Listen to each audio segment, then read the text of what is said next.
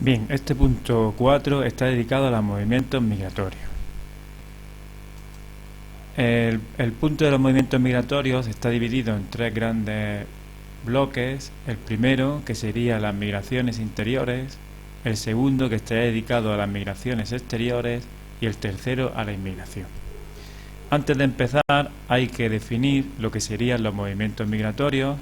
Estos serían todos aquellos movimientos de la población dentro de un espacio, y habría que distinguir entre lo que sería la inmigración, que es cuando sale la población de un lugar de origen, y la inmigración, que sería la llegada de población a un lugar de destino. La diferencia entre ambos, entre migración y inmigración, se conoce como saldo migratorio, ¿vale? Para conseguir, si nos preguntaran qué es el saldo migratorio en selectividad, tendríamos que explicar qué es la diferencia entre inmigración e inmigración. Aquí tenemos una serie de datos actuales de España. Vemos que nos da el dato de total de inmigrantes 287.882 y emigrantes 166.318. Entonces la diferencia entre ambos sería 121.564. Siempre que el saldo migratorio sea positivo, indica que en esa zona, en este caso en España, es un país de inmigración. En caso de que el saldo migratorio sea negativo, eso significa que en España en ese caso sería un país emigrante. Aquí tenemos una tabla en el que a la izquierda vemos el número de población en miles, y aquí debajo vemos los años. Como vemos, desde 1943 aproximadamente hasta 1965 aparece un saldo migratorio negativo. ¿Vale? Eso significa que en ese momento España se convirtió en un país emigrante. Si miramos a partir de 1990 hasta prácticamente 2008, vemos que el saldo migratorio es positivo. Eso significa que en este caso España se convierte en un país que recibe inmigrantes, ¿vale? Bien, claro el concepto de lo que sería migración, emigración, inmigración y saldo migratorio. Vamos a analizar lo que viene en los apuntes, como con el primer punto, que sería el 4.1, dedicado a las migraciones interiores. Vamos a ver, las migraciones interiores se definen como los movimientos de la población dentro de las fronteras de un país, ¿vale? Dentro de las migraciones interiores hay que analizar dos grandes bloques: las migraciones interiores tradicionales, que serían hasta 1975, y las migraciones interiores actuales, que serían desde la fecha de 1975 hasta la actualidad, ¿vale? Bien, vamos a empezar con ese primero, que serían las migraciones interiores tradicionales, o sea, cómo han sido los movimientos dentro de la población de España, cómo han sido esos movimientos a nivel interno, que sería hasta el año de 1975. Para analizar las migraciones interiores tradicionales, los apuntes los tenemos divididos en tres partes. Primero analizaremos qué características tienen esas migraciones interiores, qué tipos existen y qué consecuencias van a tener las migraciones interiores tradicionales, ¿vale? Bien, vamos primero con las características de las migraciones tradicionales interiores. La primera característica, habría que hablar de el perfil de emigrante, ¿vale? De esa persona que se mueve dentro de la península, dentro de España. El perfil característico serían personas jóvenes con baja cualificación, y principalmente la motivación que tendría sería buscar trabajo, ¿vale? Esta gente se dedica principalmente al campo y se va a ir a dos sitios. Uno puede ser a buscar otros sitios de campo para trabajar en esas labores agrícolas, o un segundo lugar de destino sería a las ciudades, principalmente trabajar en la construcción, ¿vale? Aquí tenemos una estatua, en este caso dedicada al inmigrante en el pueblo de Tocón, ¿vale? En el que se ve perfectamente ese perfil que estamos analizando: una persona joven, principalmente sin estudios, y lo que busca es trabajo en el campo. vamos a ver qué tipo de migraciones tradicionales nos podemos encontrar. Hay dos tipos, estacionales y definitivas o de larga duración. Las estacionales son las que se producen en el último tercio del siglo XIX y la década de 1960, y la característica que tiene estas migraciones tradicionales es que la duración va a ser limitada, ¿vale? O sea, son migraciones estacionales o temporales. Significa que el inmigrante va al lugar de destino, trabaja lo que dura la campaña y vuelve a donde él vive, ¿vale? Esto tiene un carácter cíclico porque depende de las temporadas, ¿vale? Por ejemplo, aquí tenemos una imagen de vendimiadores españoles hacia 1940, van hacia donde hay trabajo, una vez que acaba esa temporada vuelven a su lugar de destino, o sea, siempre con intención de retornar.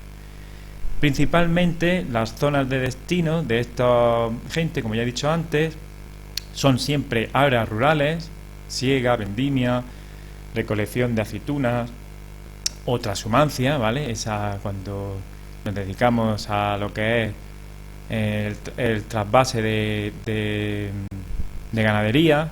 Y el segundo destino sería las ciudades, a trabajar en la construcción, ¿vale? Bien, ese sería el primer tipo dentro de las tradicionales. El segundo tipo serían las definitivas o de larga duración, ¿vale? Estas nos encontramos tres tipos. El éxodo rural, que es el que vamos a analizar y es el que nos pueden preguntar una práctica en selectividad. Otro tipo de migraciones definitivas o de larga duración serían las migraciones interurbanas entre una pequeña o una y mediana ciudad. Y un tercer tipo serían suburbanas. ¿Qué significa esto? Son traslados de las ciudades, ¿vale?, a zonas rurales cercanas. Vamos a ver. Un ejemplo sería, por ejemplo, una persona que vive en la Alpujarra, tiene que ir a estudiar a Granada porque no hay instituto en su pueblo o no hay universidad en su pueblo. Pues entonces nos trasladamos de una pequeña ciudad a una mediana ciudad. En este caso es un éxodo rural, ¿vale? Otro sería, por ejemplo, una persona que está enferma, no le pueden atender en su lugar de residencia, entonces tiene que ir a una gran ciudad a que traten su enfermedad. Es otro tipo de éxodo rural. Suburbanas, pues podríamos poner un ejemplo en el que una persona que está en una ciudad, ¿vale?, decide irse a vivir hacia lugares exteriores porque el trabajo lo puede tener allí, entonces es un éxodo rural a la inversa, ¿eh? Bien, aquí tenemos la imagen típico de lo que sería el éxodo rural, que es lo que vamos a analizar en este punto, las características que tiene. El éxodo rural es normalmente se considera ese éxodo rural, se define como la emigración, ¿vale?, entre áreas rurales y urbanas con carácter definitivo o de larga duración. Vamos, la idea es que personas que quieren conseguir trabajo o tienen trabajo pero quieren ingresos más altos, dejan su lugar de donde han nacido, donde han crecido, esas áreas rurales, y deciden irse a ciudades más grandes, ¿vale? Esa sería principalmente la definición de éxodo rural. Hay que tener en cuenta que el origen de estos inmigrantes, o sea, la procedencia de estos inmigrantes básicamente sería sobre todo zonas atrasadas, sobre todo de Galicia, zonas del interior peninsular y zonas de Andalucía oriental, ¿vale? Ahora cuando veamos el mapa analizaremos esos lugares de origen. Bien, para la hora de estudiar el éxodo rural, lo que tenéis que es tener muy claras las etapas. Hay una primera etapa en el primer tercio del siglo XX, una segunda etapa que sería durante la época de la Guerra Civil a posguerra, una tercera etapa 1950-1975 y desde 1975 hasta la actualidad, ¿vale? Entonces, de cada una de las etapas hay que ir analizando qué características tiene.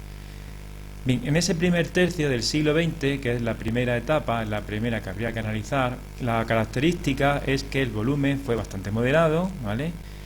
Hay que ver que el motivo principal es que no hay trabajo en el campo, ¿vale?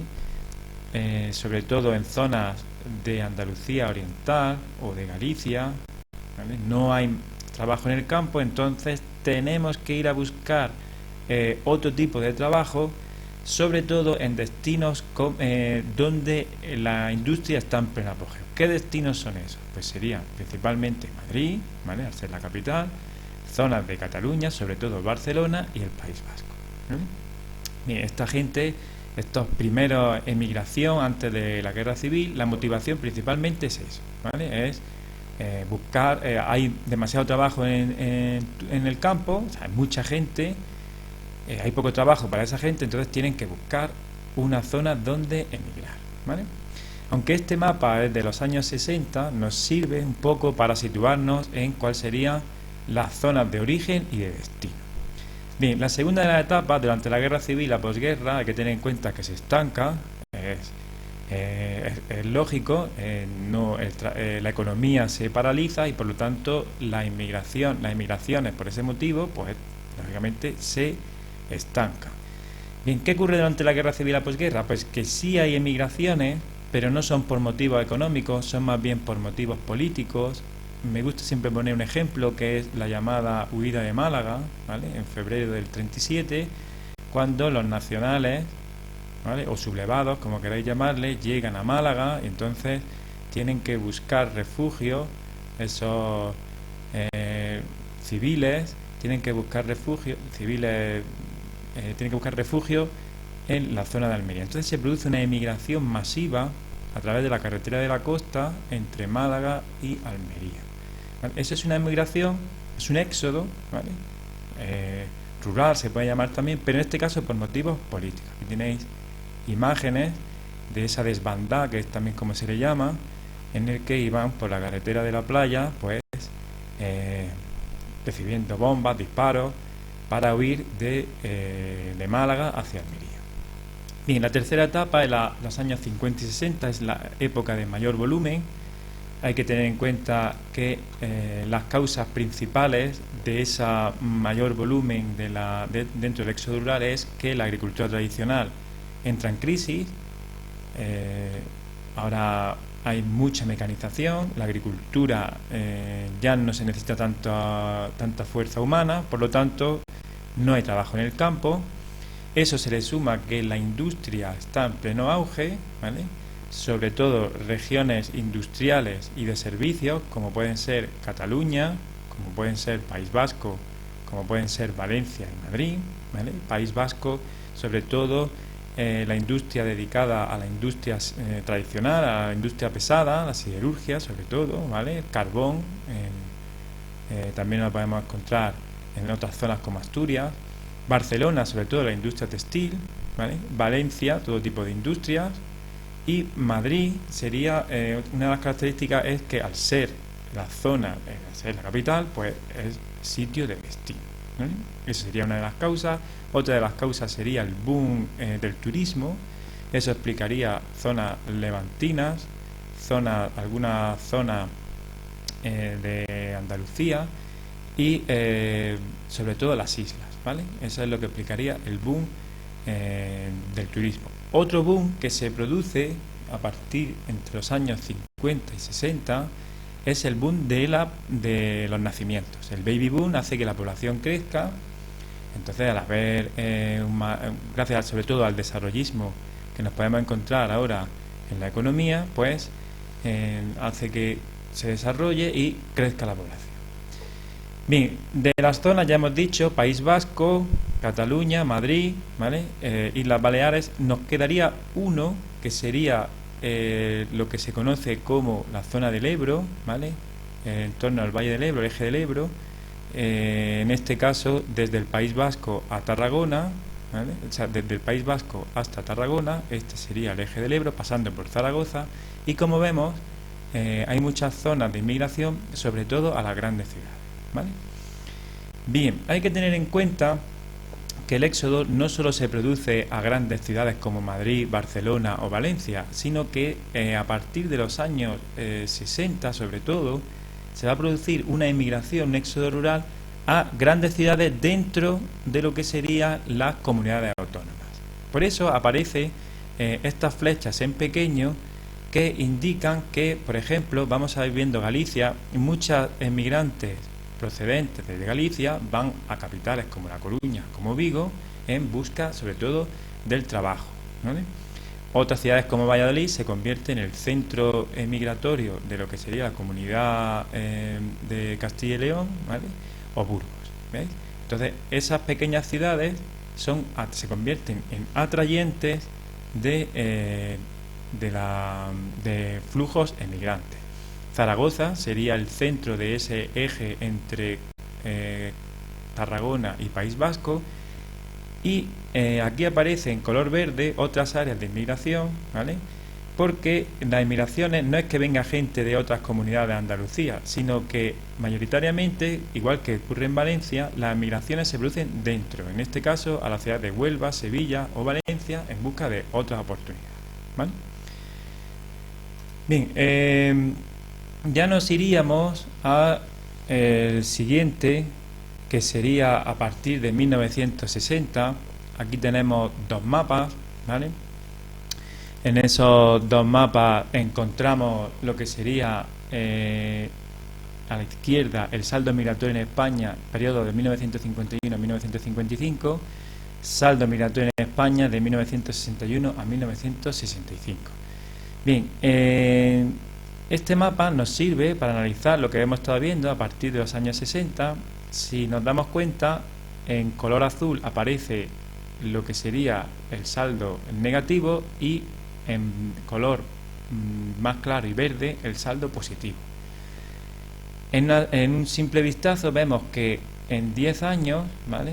O sea, si en 1951 y 55 nos fijamos que casi todo la inmigración se centraba sobre todo en Barcelona, País Vasco, Asturias, Madrid y la zona de Cádiz y Sevilla, vemos cómo en 10 años, ¿vale? En 1961 65, fijaros cómo el saldo negativo aumenta, se pone más oscuro en el centro, y cómo el saldo positivo verde aumenta, ¿vale? Ya no solo tenemos esas 5 manchas, sino que ahora nos iríamos a esta zona de aquí, todo Levante, ¿vale?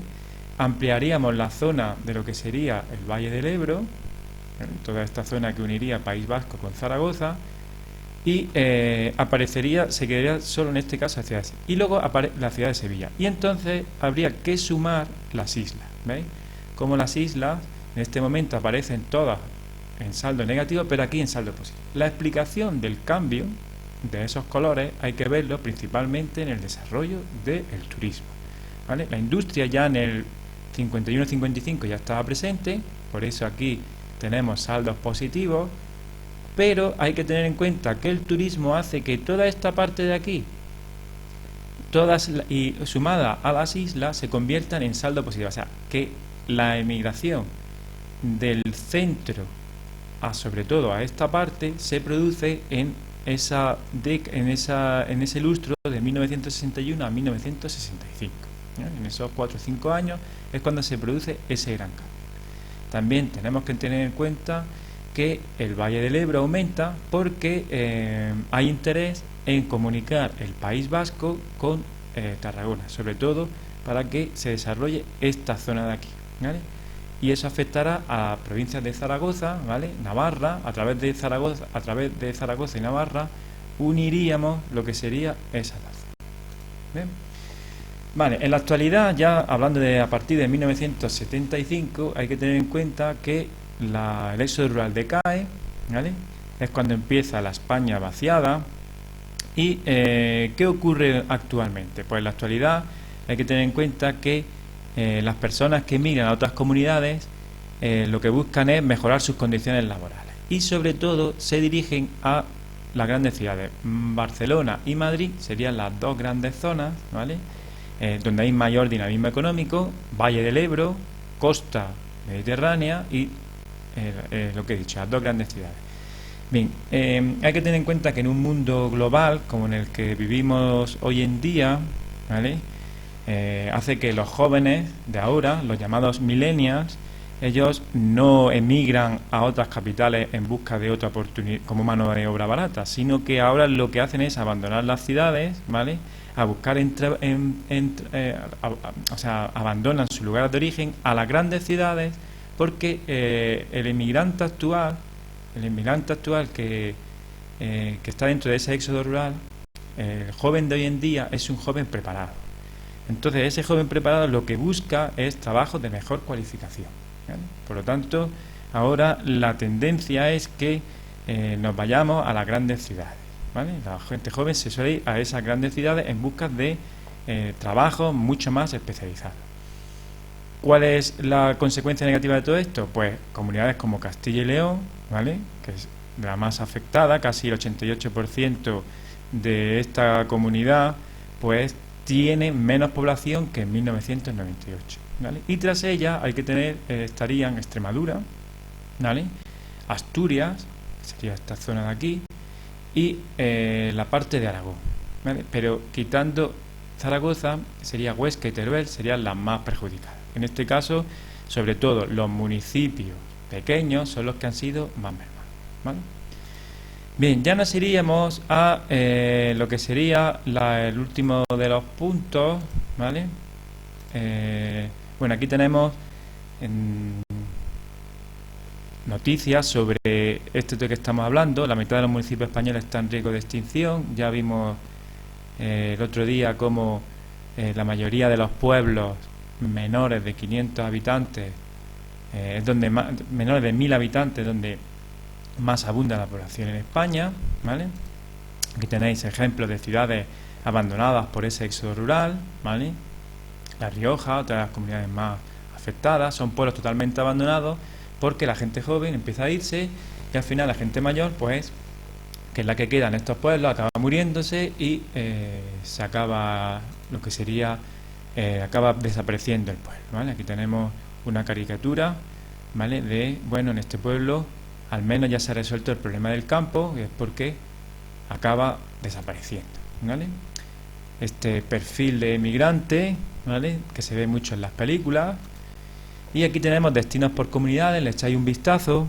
En la nuestra, Andalucía, fijaros que el principal destino hoy en día sigue siendo Madrid y Cataluña, ¿vale?, y tercer destino Baleares. Eso es porque lo que estamos hablando, mayor cualificación, y Baleares por el tema del turismo. Bien, en la práctica que nos pueden preguntar sería esta, ¿vale?, ya la veremos en clase, de 1971 a 1980, que comparemos la actualidad con lo que sea. Bien, en cuanto a las migraciones interiores actuales, hay varios tipos, ¿vale? Hoy en día, digamos que las migraciones interiores se producen por otros motivos. O sea, ¿por qué nos desplazamos hoy en día dentro de nuestra provincia? Pues el primer motivo sería residencial, ¿vale?